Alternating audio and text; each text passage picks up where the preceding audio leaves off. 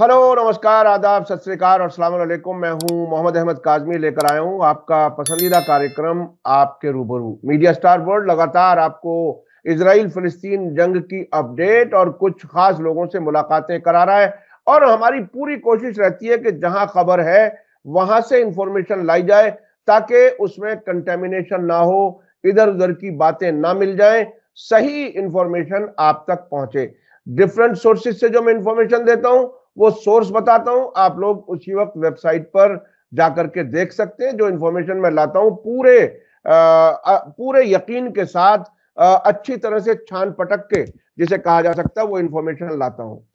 आज हम एक बार फिर फिरोज मीठी बोरवाला साहब से मुलाकात कर रहे हैं। वो अभी हाल ही में इस्तांबुल में होने वाली फ्रीडम पैलेस्टाइन कॉन्फ्रेंस में भी शरीक होकर के आए हैं। आप एक लंबे अरसे से भारत में फिलिस्तीन से मुताल्लिक तहरीक को चलाते रहे हैं। आप खुद फाउंडर हैं इंडिया पैलेस्टाइन सॉलिडेरिटी फोरम के। 2010 में वो first Asian convoy to Gaza उसमें गए और 2012 में ग्लोबल मार्च टू जेरूसलम। तो ये इतनी लंबी बैकग्राउंड फिलिस्तीन के कॉज से जुड़े हुए की बहुत रेयर लोग हैं जो इतने कंसिस्टेंसी के साथ किसी एक इशू पर, किसी एक टॉपिक पर काम करते हैं। जब उनसे पूछा जाता है कि आपका ऑक्यूपेशन क्या है, ऑक्यूपेशन अंग्रेजी में पेशे को कहते हैं, तो आप कहते हैं कि मेरा ऑक्यूपेशन के खिलाफ लड़ना है। ऑक्यूपेशन के दूसरे मानी कब्जे के हैं। तो ये एक डेडिकेशन है। फिरोज मीठी बोरवाला साहब, वेलकम है आपका मीडिया स्टार वर्ल्ड को। आप ने वक्त दिया उसके लिए बहुत बहुत शुक्रिया। आप ये बताइए कि 3 महीने से ज्यादा जंग को हो गए, इजराइल को अभी तक जो उनका अनाउंस्ड टारगेट था वो उनको हासिल नहीं हुआ। ना तो हमास खत्म हुआ, ना ही उनके कैदी वापस छूटे। अब अमेरिका जान छुड़ाने की सी बात कर रहा है। बाइडन ने 2 दिन पहले कहा है कि हम बरसों तक चलने वाली जंग में आपका साथ नहीं दे सकते। 2 महीने की के सीज फायर की बात होती है, उस पर मैं आज ही देख रहा था उसको बुलिश लफ्ज इस्तेमाल किया है टाइम्स ऑफ इजराइल ने, जो अमेरिका ने 2 महीने के सीज फायर की कतर के जरिए जो बातचीत चल रही है। तो एक अजीब बेचैनी क्या कुछ है। और अभी जो आप इस्तांबुल में माहौल देख करके आए हैं, आप बराह रास्त हमास के लोगों से भी मिले, बहुत से लोगों से मिले जो फिलिस्तीन की तहरीक से जुड़े हुए लोग हैं। आप अब कहां महसूस कर रहे हैं, दुनिया कितनी बदल गई 3 महीनों में? जी, तुर्की के कॉन्फ्रेंस में फतह के सीनियर लीडर्स भी थे, इस्माइल हानी भी थे और हमदान जी भी थे जो उनके फॉरेन स्पोक्स पर्सन मिनिस्टर है। तो बहुत ही इंटरेस्टिंग कॉन्फ्रेंस हुआ। बहुत सारे हमारे फिलिस्तीनी दोस्त थे जो या तुर्की में रहते हैं या गाजा से निकल कर अभी अभी आए, उनके बच्चों को जो भी इंजरीज हुई अस्पताल, तो बहुत सारे एक एक तो मिले जो इनके 40 परिवार के लोग मारे गए थे, वो और उसका बेटा जिंदा है, पूरा परिवार साफ हो गया था। तो और जो कॉन्फ्रेंस था उसके 2 टॉपिक्स मेन थे। एक तो जायनिज्म पे चर्चा हो, क्योंकि जो यूएन रेजोल्यूशन 1975 में पास हुआ था यूनाइटेड नेशंस में कि जायनिज्म इज रेसिज्म, वो 1991 में ऑस्लो बातचीत के दौरान निकाला गया था। तो हम लोग का बोलना है, और मैं तो ये 15 साल से डिमांड कर रहा हूँ उससे ज़्यादा, कि जायनिज्म रेसिज्म रेजोल्यूशन 3379 को वापस रीइंस्टेट किया जाए, क्योंकि अभी ये सिर्फ रेसिज्म की बात नहीं, ये तो अपार्थाइड हो चुका है। अपार्थाइड वो होता है जब आपके संविधान में ही रेसिस्ट कानून की मान्यता मिलती है, जहाँ जूस नंबर 1 सिटीजन होते हैं और बाकी के दुय्यम तीयम सेकंड ग्रेड सिटीजन होते हैं, इक्वल राइट्स नहीं होती। तो आज इजराइल एक क्लियर कट एक अपार्थाइड स्टेट है। तो वो उस पर बहुत डिटेल में चर्चा हुई, उसके ओरिजिन्स को लेकर। यूरोप के भी दोस्त थे, ब्राजील और रशिया के जूस थे, तो और कुछ रेबाइज भी आए थे अमेरिका से, सबने वही बात बोली। तो ये बहुत इंपॉर्टेंट है, क्योंकि इंपॉर्टेंट ये बात है कि जो फाउंडिंग आइडियोलॉजी है इजराइल की, जायनिज्म, आज वो कोलैप्स होते होते जा रहा है। कोलैप्स मोड में तो था ही, मगर गाजा के 7 अक्टूबर के बाद ये पूरी डिबेट जायनिज्म को लेकर बहुत ही डिटेल लेवल पे हो रही है कि वो कितनी खतरनाक आइडियोलॉजी है। क्योंकि ये सिर्फ जायनिज्म की बात नहीं है, ये अभी इंटरनेशनल जायनिज्म की बात है। अलग अलग देशों में जो ज़ायनिज़्म की पकड़ है, उसको लेकर एक एक देश में जो दिख रहा है, खास करके वेस्टर्न वर्ल्ड में, कि अब ज़ायनिज़्म या इसराइल की ये वॉर के खिलाफ आपने सोशल मीडिया पे लिख लिया तो आप प्रोफेसर आपकी नौकरी जाएगी, आपने एक पेरेंट करके लिख लिया तो आपके बच्चे का स्कूल का एडमिशन जाएगा। तो ये जो एकदम भयंकर कंट्रोल है मीडिया पे कितने अरब और मुस्लिम पत्रकार जो बहुत सीनियर पोजीशन पे थे, उनको नौकरी से निकाला गया। तो ये जो फ्रीडम ऑफ स्पीच जो वेस्टर्न वर्ल्ड बोलते रहता है, वो दिखता है कि जब इज़राइल की बात आती है तो वो नेगेटिव फ्रीडम हो जाती है, ज़ीरो भी नहीं, मगर आप सीधा नौकरी से लेकर जेल तक आप पहुँच जाते हो। तो ज़ायनिज़्म एक कोलैप्स मोड में है, और जब फाउंडिंग आइडियोलॉजी कोलैप्स होती है, तब स्टेट भी कोलैप्स होता है। तो वो हमको सामने से दिख रहा है। उसके साथ तो ज़ायनिज़्म पे चर्चा हुई, और उसके साथ रेजिस्टेंस को जो लगातार ये लोग आतंकवाद, आतंकवाद, आतंकवाद बोलते हैं, तो आर्म्ड रेजिस्टेंस हो या नॉन वायलेंट रेजिस्टेंस हो, यूनाइटेड नेशंस के बहुत स्पेसिफिक रेज़ोल्यूशंस है in context of Palestine also, कि एक एंटी कॉलोनियल नेशनल स्ट्रगल के लिए आपको जो तरीके से लड़ना है लड़ लीजिए, अहिंसक रास्ता भी हो सकता है, आर्म्ड रेजिस्टेंस भी हो सकता है। भारत के कॉन्टेक्स्ट में सुभाष चंद्र बोस हो, भगत सिंह हो, सब लोगों ने आर्म्ड रेजिस्टेंस का रास्ता चुना था, महात्मा गांधी ने नॉन वायलेंस का रास्ता चुना था। मगर अधिकांश जो दुनिया में जो मुल्क है, उन्होंने अपनी आज़ादी आर्म्ड रेजिस्टेंस से की है। भारत कुछ चंद अफवादों में है दुनिया में, जहाँ एक जो लार्जर मूवमेंट था वो अहिंसक था, मगर बाकी की दुनिया में हो, चाहे वो वियतनाम हो, क्यूबा हो, एंगोला हो, साउथ अफ्रीका हो, जितने अल्जीरिया हो, ये सब ने अपनी जो आज़ादी ली है वो सब आर्म्ड रेजिस्टेंस से ली है। So on that question also it was very clear कि हमारा पोजीशन क्या है, और ये दुनिया को बताना चाहिए। जैसे 2006 में हो गया था कि हिजबुल्लाह एक नेशनल रेजिस्टेंस मूवमेंट है, वैसे हमास एक नेशनल रेजिस्टेंस मूवमेंट है। इसलिए आज तक भारतीय सरकार ने भी उसको आतंकवादी घोषित नहीं किया है। बहुत प्रेशर था, मगर आज भी भारतीय सरकार ने किया नहीं, डिस्पाइट हैविंग अ हिंदुत्ववादी right wing government in India. तो वो एक दूसरी बात हुई। तीसरी बात जो मेरे लिए इम्पोर्टेंट थी, चाइना के एक बहुत अच्छे दोस्त मिले, और मिलकर हम लोग एक चाइना पैलेस्टाइन फोरम बना रहे हैं, और by end of February China के, इंडिया के, पैलेस्टीन, लेबनी, सीरियन, ईरानियन दोस्तों के साथ मिलकर हम लोग एक ऑनलाइन वेबिनार करने वाले, और बाद में होगा तो चाइना में एक बड़ा सम्मेलन ही करेंगे।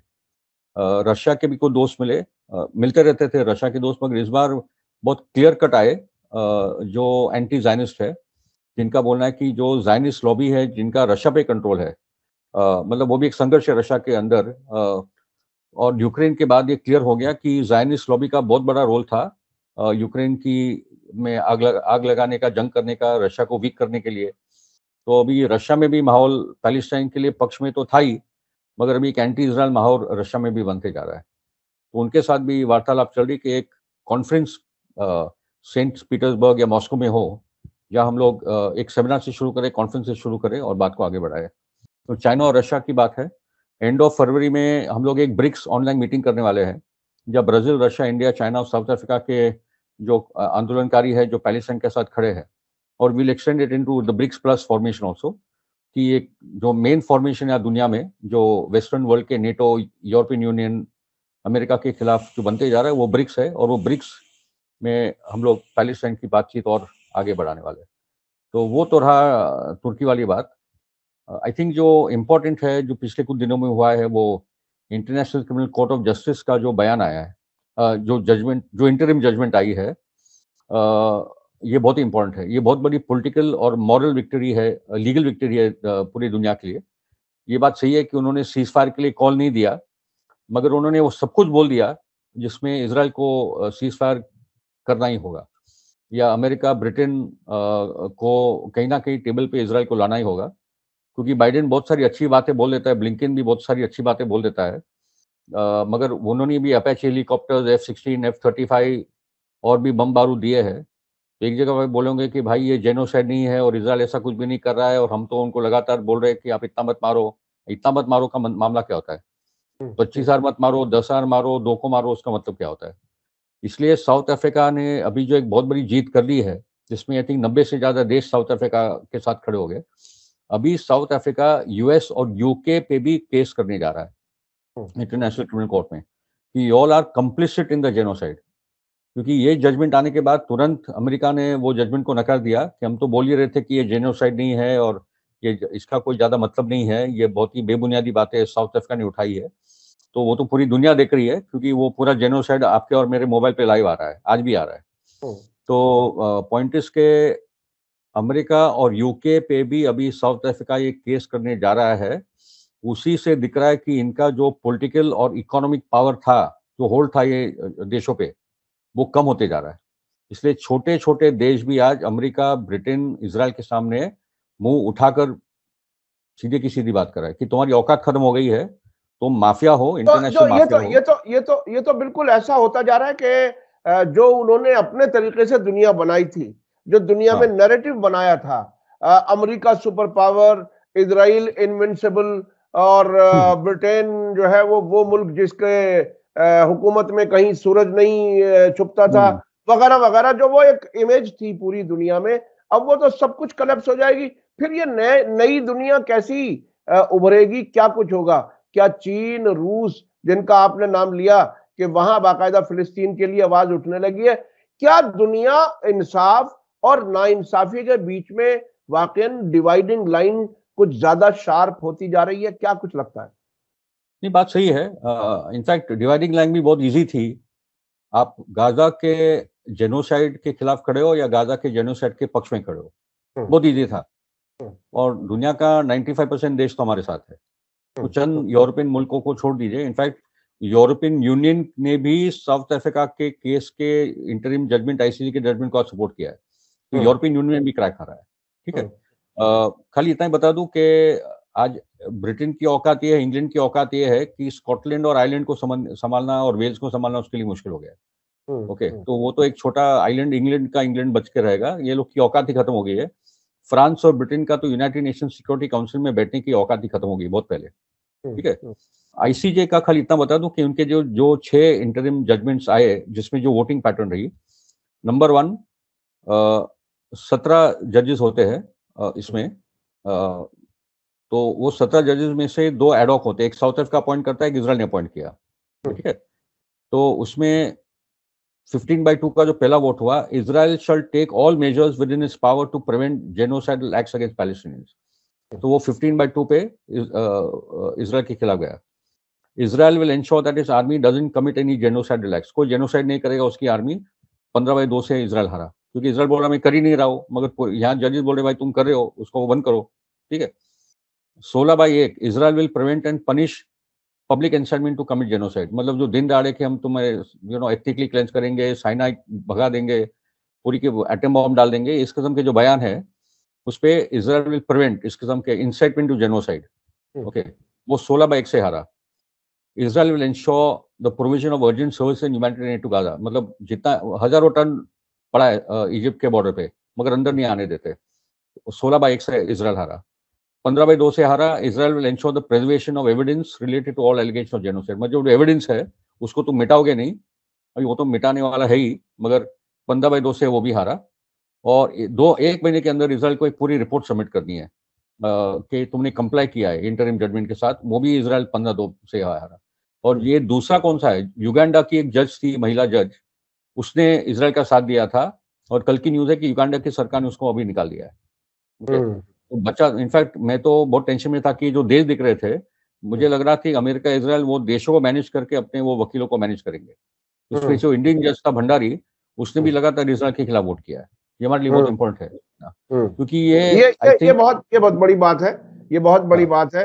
हमारे प्रधानमंत्री जी ने तो शुरू में एकदम कह दिया था हम इजराइल के साथ खड़े हैं, लेकिन जो बाद में फॉरेन ऑफिस ने करेक्ट किया था, तो शायद ऐसा लगता है कि हमारे जज ने भी, और मैं समझता हूं जज का दिमाग अगर जज के तौर पर ही काम करे, अगर इंसाफ के लिए ही काम करे, तो यही फैसला देगा किसी भी मुल्क का जज। खैर, इस बार अहमद साहब, इंटरनेशनल क्रिमिनल जस्टिस भी कठेरे में खड़ी थी। आज वो जजेस भी कठेरे में खड़े हैं कि पूरी दुनिया को पता है जेनोसाइड है, और अगर ये जजेस कुछ और बोलते हैं कि यस मे बी, हाँ नहीं वगैरह वगैरह, तो international criminal court of justice भी ट्रायल पे थी, ये जजेस सब ट्रायल पे थे, और आज वो पास हो चुके हैं, वरना इंटरनेशनल लॉ तो खत्म हो चुका था इसके बाद। ये बहुत बड़ा टेस्टिंग ग्राउंड था। जी जी, बहुत उनकी साख दाव पर लगी हुई थी, साख दाव पर लगी हुई थी कि उन पर कोई भरोसा भी करेगा या नहीं। अच्छा, अब मैं चलना चाहता हूं थोड़ा सा उस ग्राउंड के नजदीक जहां जंग हो रही है, और उस जंग के आसपास का जो थिएटर है वो इराक और सीरिया है, वो हूथियों की तरफ से यमन है।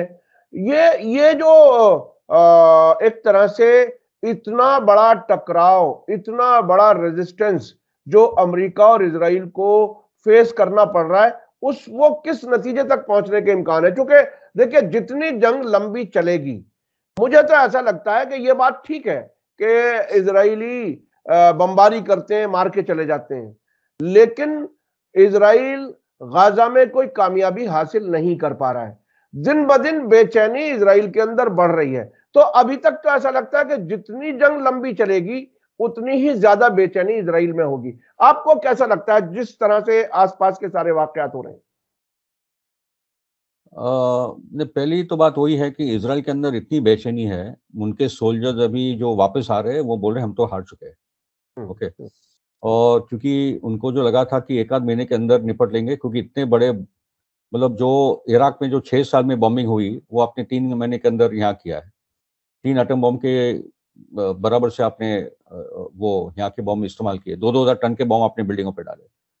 उसके बाद भी अगर ये जनता सरेंडर नहीं करी है तो ये किस किस्म के फिलिस्तीनी लोग हैं उनको भी नहीं समझ में आ रहा है, और पूरी दुनिया देख रही है कि ये लोग का करेज क्या है। तो इजराइल की आर्मी हार चुकी है और पॉलिटिकल लीडरशिप में भयंकर लड़ाई चल रही है, मिलिट्री लीडरशिप में भी भयंकर लड़ाई चल रही है, क्योंकि इजरायली मिलिट्री भी दुनिया भर के सामने अभी ये दिख रहा है कि उसकी औकात खत्म। और रियलिटी है कि सन 2000 में जब वो लेबनान से उनको निकलना पड़ा, सन 2005 में जब गाजा से निकलना पड़ा, और सन 2006 में जो लेबनान के सामने वो लोग जंग में हारे, तभी 2006 में एक कहानी इजरायली मिलिट्री की खत्म हो गई थी। मगर गाजा वॉज उनको ये वॉर में इनको लगा था कि जिस किस्म का बर्बरता हम लोग करेंगे तो वो आवाम ही निकल जाएगी साइना की तरफ, वो हुआ नहीं। दूसरा है कि जो कैप्टिव्स को रिलीज करने की बात है वो हॉस्टेज को ना ढूंढ पा रहे ना रिलीज कर पा रहे, और तीसरी बात को रेजिस्टेंस को आप खत्म नहीं कर पा रहे। और ये हमास के फाइटर्स कौन है? ज्यादा करके हमास के फाइटर्स वो अनाथ बच्चे हैं जिनके माँ बाप को आपके मारा है, जिनके परिवार को आपके मारा है, जो आज बड़े होकर बंदूक लेकर अपने देश की आज़ादी के लिए लड़ रहे हैं। तो टोटली कमिटेड है और बहुत ही इंटेलिजेंट है, और बहुत टेक्नोलॉजी का तो मुकाबला नहीं है, मगर ये जिगर की बात है। और हाईली ट्रेन कमिटेड जो रेजिस्टेंस है वो इजराइल के पास उस कम के लोग नहीं है, वो आज पैलेस्टीनियंस के पास है। ठीक है, तो तीनों लेवल पे आज दुनिया में जो सपोर्ट पैलेस्टीनियंस को है वो वियतनाम, साउथ अफ्रीका के आंदोलनों से बहुत ज्यादा है। और साउथ अफ्रीका ने वापस से कॉल दिया है कि जितना ग्लोबल साउथ है, जितने देश आज फ्री स्टे के साथ खड़े हो सकते हैं, आप खड़े हो जाइए। तो वही साउथ अफ्रीका जो रेसिज्म रफार्टाइड से त्रस्त थी, जो इजराइल अफ्रीकाना वाइट सरकार को सपोर्ट करती थी, आज वही अफ्रीका साउथ अफ्रीका के लोग जो वकील बने, जो ह्यूमन राइट्स वकील बने अपने देश में रेसिज्म के खिलाफ, आज वही पीढ़ी और उनके आगे की पीढ़ी के लोग आज इजराइल पे केस करे। तो ये बहुत पोएटिक जस्टिस की बात है, क्योंकि नेल्सन मंडेला ने वही बोला था कि हमारी आज़ादी अधूरी है जब तक फिलिस्तीन को आज़ादी नहीं मिलती। अच्छा, आप में थोड़ा सा हो सकता है, थोड़ा सा हट करके, लेकिन मैं अपने आपके जाती ऑब्जर्वेशंस में कुछ जानना चाहता हूं। आप इतने लंबे अरसे से फिलिस्तीन के लिए चलने वाली कैंपेन में मुसलसल हैं, भारत में भी और भारत के बाहर भी। आप कई बार मुझे लगता है गाजा भी गए हैं, और आप जिस तरह से अभी इस्तांबुल की कॉन्फ्रेंस में होकर के आए हैं, बहुत से लोगों से आपकी मुलाकातें हुई होंगी, 1 to 1 भी हुई होंगी, बहुत सी नई इंफॉर्मेशन भी आपको मिली होगी। अभी जैसा कि मुझे मालूम है, इस्तांबुल में इस्माइल हानिया ने कहा कि ये लोग टनल्स की बात करते हैं, टनल्स नहीं, पूरा शहर बसा हुआ है और वहां तक इजराइल नहीं पहुंच सकता। मेरी एक बार ईरान के एक जर्नलिस्ट से बात हुई, उसने भी ये बात कही कि हो सकता है ऊपर की जमीन पर इजराइल कब्जा कर ले, नीचे पूरा शहर बसा हुआ है। आपको अपने अपने ऑब्जर्वेशंस क्या है वहां का? जो ये टनल्स की कहानी है जो अभी तक इजराइल नहीं समझ पा रहा। अभी अभी मैंने खबर पढ़ी है, वॉल स्ट्रीट जर्नल ने रिपोर्ट एक लिखी है कि अब तक भी कम से कम 80% टनल्स इंटैक्ट हैं, उसका इजराइल कुछ नहीं बिगाड़ सका है। आप थोड़ा सा अगर इनसाइट बता सकें, कुछ इंफॉर्मेशन आपके पास। नहीं, वो बात सही है, मतलब जितना इन्फॉर्मेशन आपके पास है इतना ही मेरे पास है।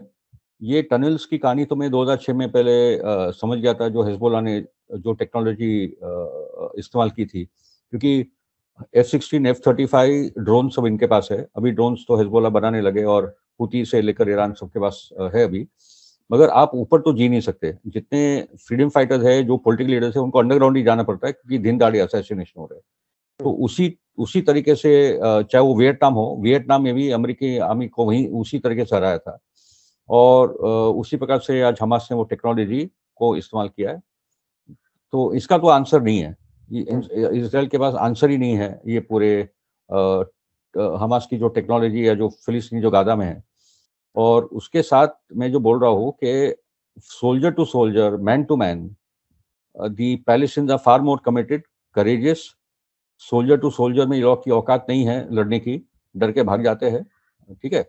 उनको बच्चों को मारना, औरतों को मारना, हाथ पैर तोड़ना, वही सब आता है, मगर जंग में कैसे लड़ा जाता है, soldier to soldier land war में इनकी औकात नहीं है, इसलिए वो हार रहे हैं, ठीक है। और अभी तो बात यह है कि सिर्फ साउथ गाजा की बात नहीं, वापस नॉर्दर्न गाजा में भी हमास के फाइटर्स अंदर जा रहे हैं।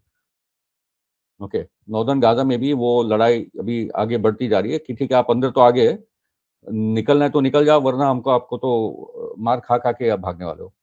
तो ये लंबी जंग चलेगी, और जितनी लंबी चलेगी इतना इजराइल डूबने वाला है। और तुर्की में भी जो बात हुई, जो अलग अलग साथी और जो ऑनलाइन हमारी मीटिंग्स होती रहती है हमारे पैलेस्टीन लेबनीज दोस्तों के साथ, ईरान इराक के दोस्तों के साथ, ये वेस्ट एशिया मिडिल ईस्ट की आखिरी जंग की लड़ाई चल रही है। This is the freedom movement. ये पूरा का पूरा वेस्ट एशिया का जो इलाका है, उसके आज़ादी की एक बड़ी लड़ाई चल रही है। इसलिए हम देख रहे हैं कि इराक में लगातार अमेरिकी सेना पे, अमेरिकन बेसिस पे हमले हो रहे हैं, आप निकल जाइए यहाँ से। सीरिया में भी हमले हो रहे हैं, क्योंकि ये लोग का कोई मतलब, अमेरिका बोल रहा है कि we have a right to self defence. अभी तुम इराक में कर क्या रहे हो भाई? पार्लियामेंट ने प्रस्ताव पास कर दिया कि अमेरिका की सेना को निकलना चाहिए, ठीक है। सीरिया में तो तुम्हारा कोई मतलब ही नहीं आने का, किसने तुमको वहां बुलाया था, ठीक है। तो सीरिया और इराक में लगातार बड़े हमले अमेरिकन बेस पे हो रहे हैं। इराक के साथ तो बातचीत चालू हो गई कि हम लोग अभी निकल जाएंगे, और उसके बाद सीरिया का भी नंबर आ जाएगा। ओके, तो इराक से लेकर सीरिया से अमेरिकी सेना को हटना, यमन में तो बता ही दिया कि अमेरिका और यूके और ये लोग की औकात क्या है। दुनिया का सबसे गरीब देश, जिसपे आपने 9 साल तक बमबारी की, ठीक है, जिसको आपने मतलब 10 लाख लोग से ज्यादा वहां मरे। आज भी भूखमरी है यमन के अंदर, क्योंकि आपने आज भी सैंक्शंस लगा के रखे हैं, ठीक है। दूसरे गल्फ के देश तो बहुत डरते हैं, सऊदी भी डर गया है, बहरीन भी डर गया कि इसको हाथ मत लगाओ। इसलिए जो अमेरिका ने कोशिश की कि एक 10 देशों की आर्मडा जमा करेंगे और हम लोग यमन पे हमला करेंगे, सब लोग भागे। आज ब्रिटेन और यूके के अलावा और कोई नहीं आ रहा है। और हुतियों ने लगातार बोल रहा है कि हम लोग किसी भी इंटरनेशनल नेविगेशन को रोक नहीं रहे, खाली अगर कोई इजरायली शिप होगी या इसराइल को वो लोग सामान पहुंचाने वाली शिप होगी, उसी पे पाबंदी है। और अमेरिका ये कोशिश करी कि हुतियों ने पूरे इंटरनेशनल शिपिंग पे हमला किया, जो झूठी बात है। ये आपके प्रोग्राम माध्यम से लगातार ये मैसेज जो आप और मैं दे रहे हैं, वो जाना चाहिए कि हुती दुनिया का दोस्त है, मगर वो अमेरिकी ब्रिटेन माफिया का विरोध कर रहा है, जो इजराइल के जेनोसाइड को सपोर्ट कर रहा है। इतनी सिंपल सी बात है। हुतियों ने बोला कि जिस दिन जेनोसाइड बंद होगा और गाजा में खाने पीने की सामान रफा बॉर्डर से चालू हो जाएगा, हम भी इजराइल की शिप पे पाबंदी नहीं डालेंगे। मगर आज एलात का पोर्ट, सुएज कनाल में इजरायली वो शिपिंग की प्रॉब्लम हो चुके हैं। जो था कि बेरूट के पोर्ट के लोगों ने उड़ा दिया था, लताकिया के पोर्ट को उड़ा दिया था, सीरिया का पोर्ट को। तो आज पूरे वो इलाके में खाली एक ही बड़ा पोर्ट है, ये हाइफा का पोर्ट, जो इजराइल उसको हब बनाना चाहती है एनर्जी का, ठीक है। और आज वो भी सेफ नहीं, ना एलाट का पोर्ट सेफ है, ना हाइफा का पोर्ट सेफ है। नॉर्दर्न इजराइल जो 1948 पैलेस्टाइन है, जो हिजबुल्लाह ने हमले किए, वो पूरा खाली हो चुका है। गाजा के पास जितने सेटलमेंट्स थे, वहां से लोग भाग चुके हैं। 4 से 5 लाख इजरायली लोग तो वैसे ही भाग चुके हैं।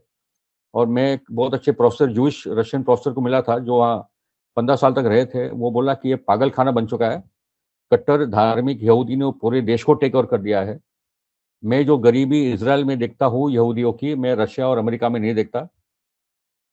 ये हाल है इजराइल के, ठीक है। हम लोग यूरोप, अमेरिका और रशिया में और भी चैन और अमन से जीते हैं।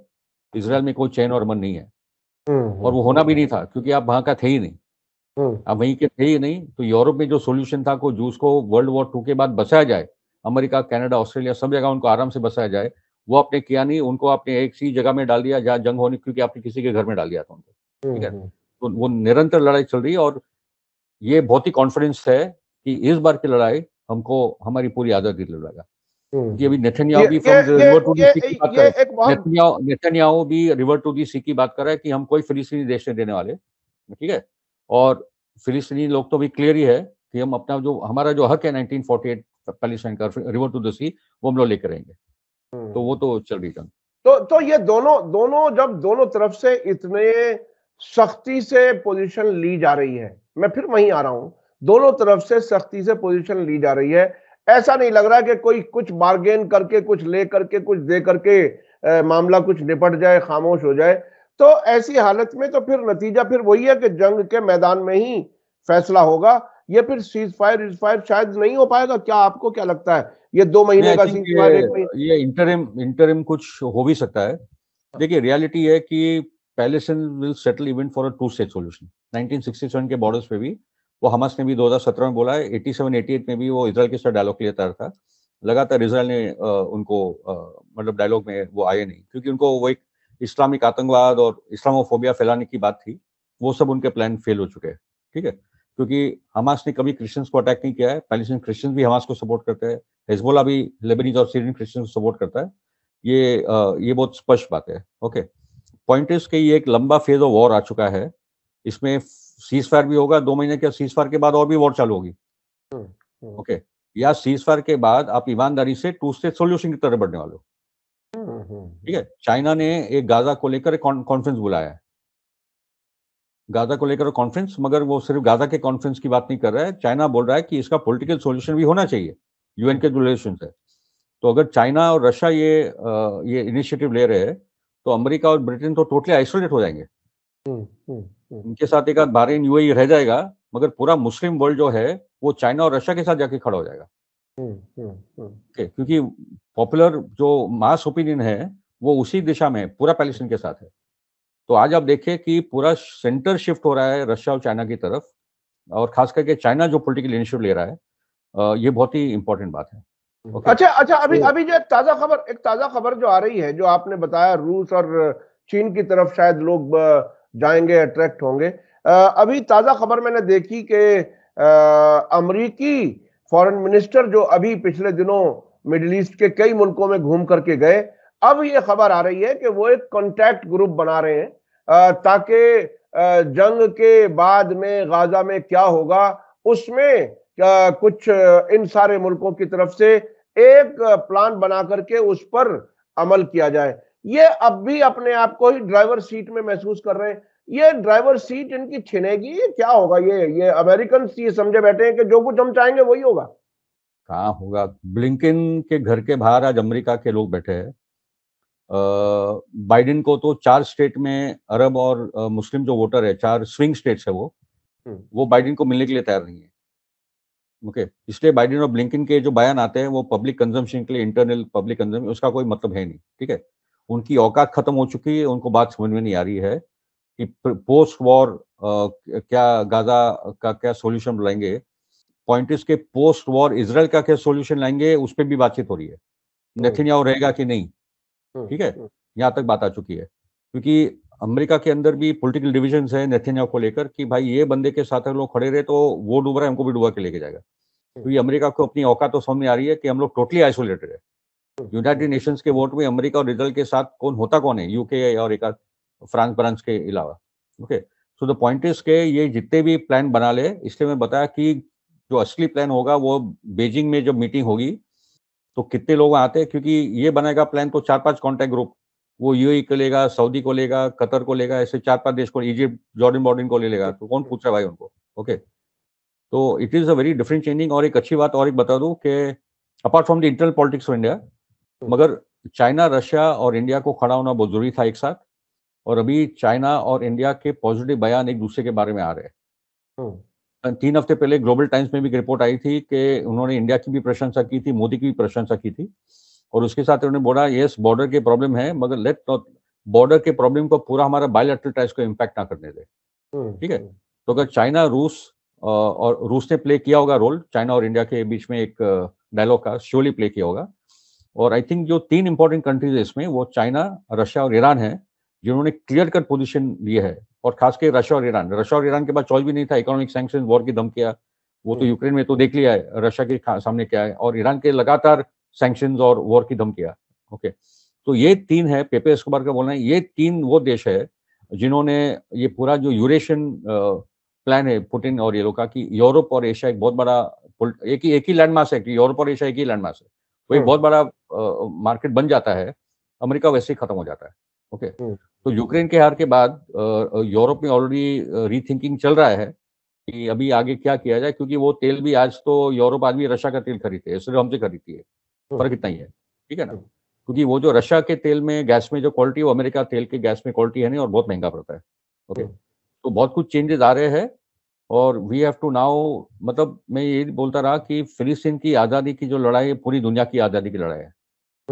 ये बहुत इंपॉर्टेंट है। देखिए, जो मैंने शुरू में सवाल रखा था उसका जवाब काफी हद तक ये आ गया कि दुनिया कितनी बदल गई इन 3 महीनों में। अब पहली एक बात जो आपने कही वो ये कि ये सिर्फ फिलिस्तीन की आजादी नहीं, बल्कि पूरे वेस्ट एशिया से अमेरिका एक तरह से बाहर निकलने के लिए मजबूर होने वाला है। और जिस तरह से बाकी और मुल्कों का, रूस और चीन और ईरान का और दूसरे मुल्कों का भी, भारत का भी जो रुख नजर आ रहा है, वो बिल्कुल ऐसा लग रहा है कि शायद पूरी दुनिया से वो जो सुपर पावर का हवा था वो सारा दिमाग से निकल जाए, और अपने आपस में मुल्कों के बीच में ताल्लुक बेहतर हो, और किसी के खिलाफ जुल्म ना हो, फिलिस्तीनियों के खिलाफ जुल्म ना हो, किसी के खिलाफ जुल्म ना हो। ऐसी अगर दुनिया बनने में ये जंग काम आ सकती है तो ये एक बड़ा कंट्रीब्यूशन होगा।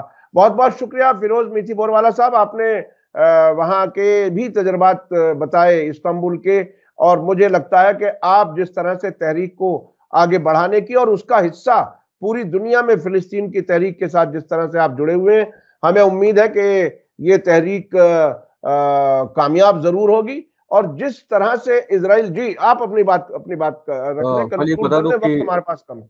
जी, वर्ल्ड सोशल फोरम होने जा रहा है काठमांडू नेपाल में इस साल, तो पूरी दुनिया के जन आंदोलन वहां जमा हो रहे हैं। पैलेस्टाइन के तो नंबर 1 प्रोग्राम रहेगा। 17 तारीख को इंडिया पैलेस्टाइन सॉलिडरिटी फोरम ने वहां एक कॉन्फ्रेंस रखी है पैलेस्टाइन के लिए, और हमारे पैलेस्टीन 200 दूसरे लोग के साथ। तो जहां जहां भी हो सके दुनिया में जो भी स्पेसेस है, हम उसका उपयोग करके पैलेस्टाइन की बात आगे बढ़ा रहे हैं। ये साल में अलग अलग शहरों में भी कॉन्फ्रेंसेज हम लोग ऑर्गेनाइज कर इंडिया पैलेस्टाइन की। बॉम्बे में तो काफी हो गई, दिल्ली में करने वाले, हैदराबाद में अलग अलग शहरों में करेंगे, और एक पूरी तहरीक भारत में खड़ी हो पैलेस्टाइन की। क्योंकि मुझे देख के ये बहुत लगता है कि लंदन में 10 लाख लोग खड़े हो जाते हैं ये सर्दियों में, वॉशिंगटन में 10 लाख खड़े हो जाते हैं जब टाइम आता है। भारत में भी उस किस्म की तहरीक हो कि वो दिखे दुनिया में कि इंडिया में हम लोग हैं जो पैलेस्टाइन के साथ खड़े हैं, जो गांधी जी के विचारों पे चलने वाले, जो मैंडेला के चलने वाले हम लोग हैं। जी जी जी, बिल्कुल बिल्कुल। और शायद अब ऐसा लगता है कि वो जो गोदी मीडिया शुरू में चीख रहा था, चिल्ला रहा था, अब वो भी आवाज जरा कमजोर पड़ने लगी है, क्योंकि हमास का मुकाबला इजराइल नहीं कर पा रहा है। अब शायद भारत में भी हमारी सरकार और हमारे जो सोशल फैब्रिक है उसमें फिलिस्तीन के लिए ऊंची आवाज उठाने के लिए स्पेस बढ़े, हमें इसकी उम्मीद है। बहुत बहुत शुक्रिया। और इसमें और एक बात बहुत जरूरी है कि थोड़ा रुख बदला एमईए का वगैरह, ठीक है, उनका 2016 के बाद जब भी भारत 2 स्टेट सॉल्यूशन की बात करता है, वो ईस्ट जेरूसलम की बात नहीं करता अभी। ओके, ये एक कहीं से पता चला ये बात, मैंने भी मार्क नहीं किया था। तो 2 state solution with east Jerusalem of the capital of Palestine, ये बार बार बोलना बहुत जरूरी है, वरना जो इजराइल का जो प्लान है कि भाई दे दिया तो कुछ टुकड़ा ले लो, और बाद में यहाँ गोदी मीडिया चालू हो जाएगी, देखो दे दिया, मगर फिलिस्तीनी मान नहीं रहे। तो 1967 के बॉर्डर की भी अगर पहले फेज में हम लोग बात कर ले कि ठीक है वही बात, और जो भी फिलिस्तीनी एक्सेप्ट करेंगे, क्योंकि अभी पीएलओ रीऑर्गेनाइज होगा, फतह हमास सब साथ में जा रहे हैं कि पैलेस्टाइन रेजिस्टेंस यूनाइट हो जाए, तो वो जो भी तय करेंगे हम एक्सेप्ट करेंगे। मगर अभी जो लग रहा है कि इजराइल कोई भी सोल्यूशन एक्सेप्ट करने के लिए तैयार नहीं है, ये जंग की बात ही आगे बढ़ेगी, और ये जंग से फिलिस्तीन की आजादी का रास्ता ही, रेजिस्टेंस का एक ही तरीका है, क्योंकि ना अमेरिका मानने के लिए तैयार है, ना यूके मानने के लिए तैयार, ना इजराइल मानने के लिए तैयार है। तो एक ही रास्ता बचा है रेजिस्टेंस का, जो उनकी आजादी की तरफ उनको बढ़ेगी। और वो जो आपने बीच में बताया कि इजराइल एक बड़ा पागल खाना बन चुका है, और इस पागल खाने की वजह से ही तबाही की तरफ वो ले जाएंगे, ऐसे इम्कान बहरहाल हैं। आने वाला वक्त बताएगा, अगर समझदारी से हैंडल करें तो शायद कुछ दिन चल जाए, लेकिन अगर आयतुल्लाह खामेनाई की बात को याद किया जाए तो उनका तो कहना है कि अब शायद ये जल्दी है इनको वापस जाने की, और अब इमिग्रेशन के स्टैटिस्टिक्स भी आने बंद हो गए हैं जो जंग के तकरीबन 1.5 महीने बाद तक हमारे सामने आए थे।